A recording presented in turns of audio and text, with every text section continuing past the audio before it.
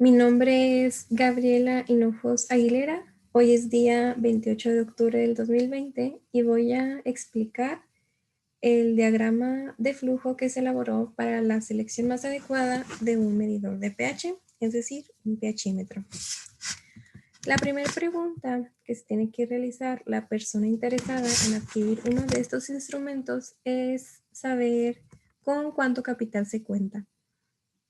Si la persona cuenta con poco capital, es una limitante, pues se requiere preguntar si su proceso requiere exactitud, es decir, qué tanto está dispuesto a sacrificar.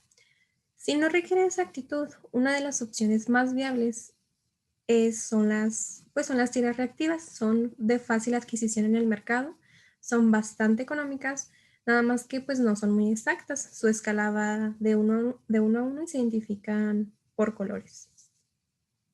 Si el proceso sí requiere de exactitud, lo más recomendable es un medidor continuo. Estos también son equipos muy económicos, van desde 1,500 hasta 4,000, 5,000 pesos, que es un precio bastante módico comparado con otros medidores de pH que se encuentran en el mercado.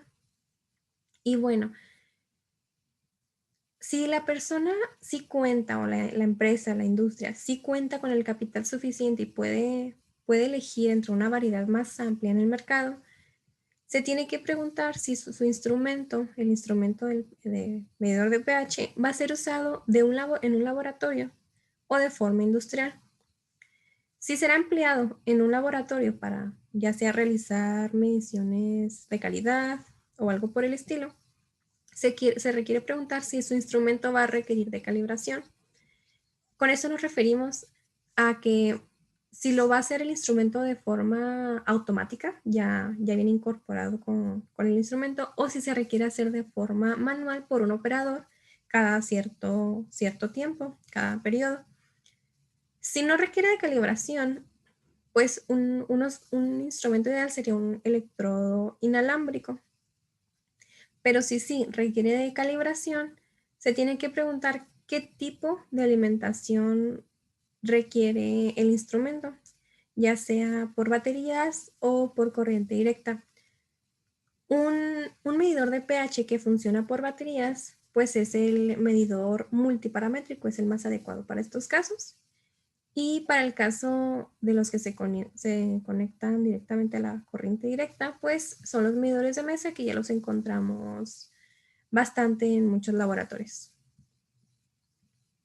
Y bueno, regresando a la pregunta de si va a ser usado de forma laboratorio o de forma industrial, si la respuesta es que será empleado de forma industrial, se tiene que realizar la pregunta si el proceso va a estar sometido a cambios bruscos de temperatura. Esta es una pregunta muy importante porque muchos de los pHímetros que se encuentran hoy en el mercado ya traen incluidos la compensación de temperatura, ya traen una medición de temperatura también a la par. Y esto es porque los fluidos cambian de pH, así como cambian de temperatura. Se sabe que cuando aumentan de temperatura, pues disminuyen de pH. Entonces, si el proceso está sometido a cambios bruscos de temperatura, pues lo más recomendable es un medidor analógico. Y si el proceso no va a presentar cambios de temperatura, es decir, que se va a mantener constante o se va a realizar a temperatura ambiente, se tiene que preguntar si esta medición será realizada de manera continua o de forma paulatina. Es decir, si de forma paulatina, pues que un operador vaya a estar realizando la medición cada cierto tiempo. Y pues si es de manera paulatina, pues lo más recomendable es un medidor analógico, de nuevo, pues repitiendo este equipo. Y si va a ser realizado de forma continua, es decir, que ya va a estar fijo en el proceso, pues lo más recomendable es un electrodo de pH en línea. También se recomienda en estos casos, pues un medidor continuo. Y en estos equipos, bueno, en estos últimos que se mencionaron, no se preguntó si requería de calibración, porque la mayoría ya trae la calibración automática, entonces pues no está necesario. Y bueno, terminando, esto ha sido todo el diagrama de flujo y continuamos con los dos casos que se van a plantear para ver cómo funciona el diagrama. El primer caso es de una empresa local nueva que requiere realizar mediciones de su producto final, que es de la rama de alimentos. En este caso es una mermelada. Entonces, para que se conserve la mermelada, ellos necesitan tener un pH en su producto de 3.5, pero no requieren de un instrumento muy sofisticado. Entonces, la primera pregunta es, ¿cuenta con poco o mucho capital? Ellos no desean hacer una gran inversión en este instrumento, por lo tanto, cuentan con poco. Y el proceso requiere exactitud. En este caso sí va a requerir de exactitud al ser un producto que va dirigido pues a todo el público. Entonces necesitan tener un valor, como ya se mencionó, de 3.5. Entonces sí requiere de exactitud. Para ello se les recomienda pues comprar o adquirir un medidor continuo. Y bueno, el segundo caso ya es un poco para una industria más grande, la industria minera. Se sabe que la industria minera pues trabaja con muchos metales pesados que pueden modificar pues el pH del agua. Entonces, lo que ellos quieren es adquirir un medidor de pH para poder saber si necesitan neutralizar el agua que ellos requieren desechar, porque pues para poder desechar ellos el agua a algún río necesitan cumplir con ciertas normas, entre ellas es que el agua esté neutralizada, que su agua residual esté neutralizada. Entonces requieren ya un pHímetro más sofisticado con ciertas características.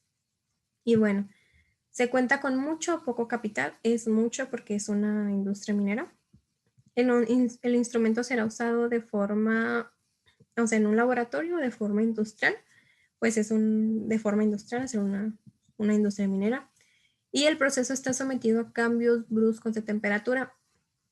No, en este caso no va a estar sometido a cambios bruscos de temperatura.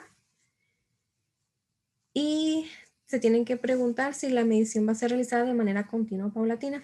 En este caso va a ser realizada de manera continua para saber en todo momento qué pH tiene el agua que van a estar desechando. Y bueno, lo que más se les recomienda a ellos comprar o adquirir es un electrodo de pH en línea. O también un medidor continuo, pero como va a estar fijo en el proceso, pues el electrodo de pH en línea es el más recomendable para su caso. Y bueno, finalizando con qué podríamos mejorar, qué podríamos implementar en este diagrama de flujo para mejorar lo que sea más específico. Una de las variantes que yo observé que tal vez se podían mejorar es las características del fluido, es decir, si este es sólido, si es líquido o si es gaseoso. Algunas características también como si es corrosivo. Es algo que se puede mejorar para este diagrama de flujo. Y otra característica también que no se incluyó y se podría implementar es los tipos de electrodos que se manejan en el mercado, debido a que pues son varios y cada uno tiene diferentes usos, diferentes características de diferente material.